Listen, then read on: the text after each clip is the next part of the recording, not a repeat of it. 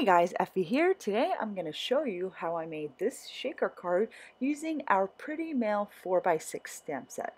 So I'm going to take this gorgeous border cluster large stamp from this set and I'm just going to stamp it onto some cardstock using our Caviar ink. It's a hybrid ink and it's Copic friendly. So I'm starting off by coloring in all of the peonies using an R43 Copic marker. Now the images in this cluster image are not very large, so I'm not doing any special coloring or shading. I'm going to partially color each petal using this one marker, and I'm making sure to leave a little bit of white or light areas on that petal as highlights, and that way you're getting a two-tone look to your florals because basically that white paper is doing some of the work for you when you leave a little bit of that white space showing behind your coloring.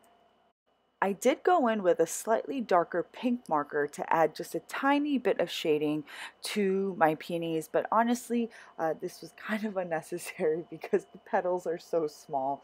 But if you do feel the need to add a little bit more detailing, you could go in and just add a little bit of shading with a darker Copic marker or even with colored pencils.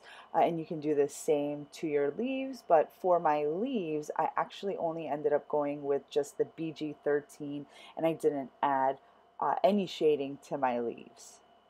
So once I finished with the foliage, I kind of just went in with the RV14 to color in the rest of the florals.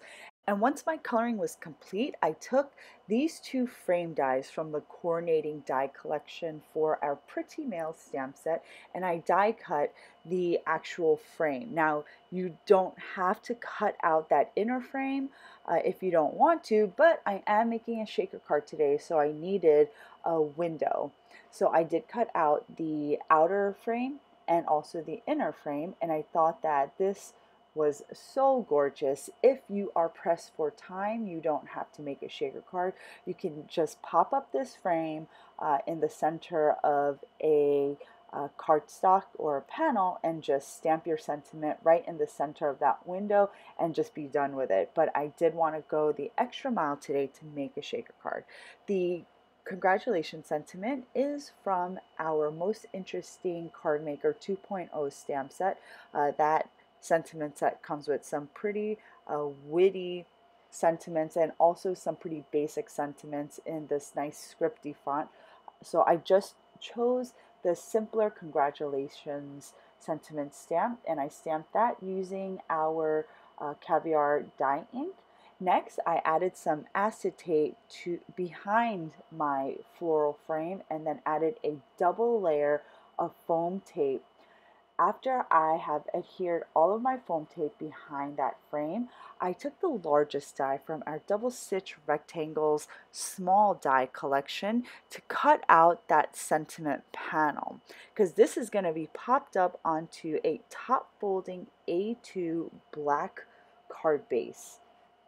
Once I've popped up that stitch panel onto my card base, I just started filling the center of that panel with some shaker bits. I'm using our mini gold star confetti, and I'm also using our glass slipper sequins in the 3mm sizes. These are cupped tiny sequins that look really beautiful inside shaker cards because they're really small, subtle, and just so shiny. So after I filled my shaker window, I just mounted that floral frame right onto the base, and to finish off the card I just added some additional glass slipper sequins around my card panel, and I made sure to tuck some behind that frame for a little bit of interest. And my card is now complete. I hope you all enjoyed today's project and video. As always, thank you so much for stopping by. I will see you next time.